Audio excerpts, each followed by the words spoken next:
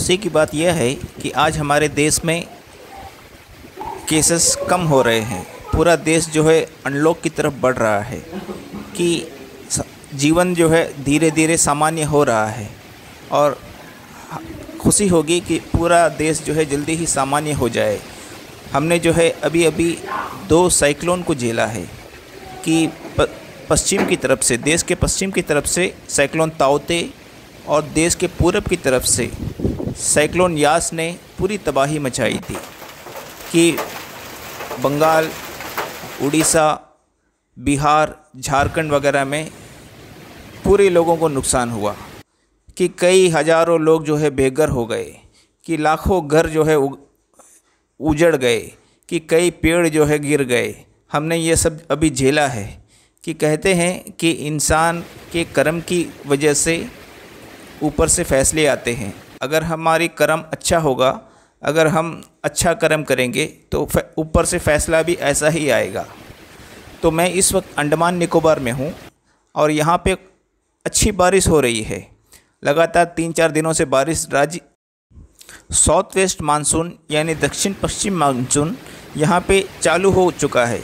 कि इस वक्त जो है मौसम विभाग का अनुमान है कि इस साल जो है मौसम वक्त से पहले ही आने की संभावना है कि आपके कई इलाकों में बारिश शुरू हो चुकी होगी।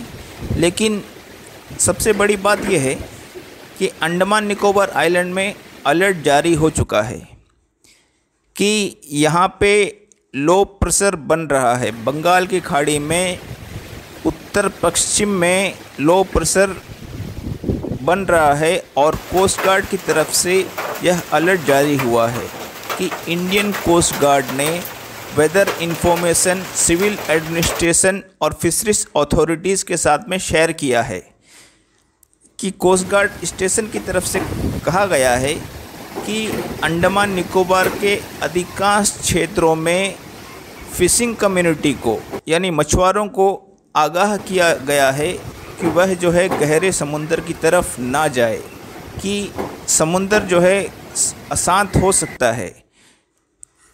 और फिशरमैन को उन खबर दी जा रही है कि वह जो है अपने घरों की तरफ वापस लौट जाए, कि कोस्ट गार्ड के वेसल्स जो है यह फिशरमैन जो समुंदर में गए हुए हैं उनको हार्बर की तरफ लौटने की चेतावनी दी जा रही है। और अंडमान निकोबार रीजन में जितने भी जहाज़ है उन सबको अलर्ट घोषित कर दिया गया है कि किसी भी इमरजेंसी में आप लोग जो है बिल्कुल तैयार रहे। कि north west bay of Bengal में डिप्रेशन शुरू हो चुका है और यह जो है डीप डिप्रेशन की तरफ बढ़ सकती है और यह आगे बढ़ कर के नॉर्थ उड़ीसा यानी उत्तर उड़ीसा की तरफ जा सकती है और बंगाल की तरफ भी जा सकती है। कि प्रेडिक्शन यह किया जा रहा है कि यह रंगून के करीब से, बर्मा के करीब से शुरू होगा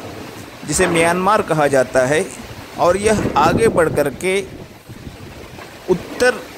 उड़ीसा और वेस्ट बंगाल की तरफ बढ़ सकती है। तो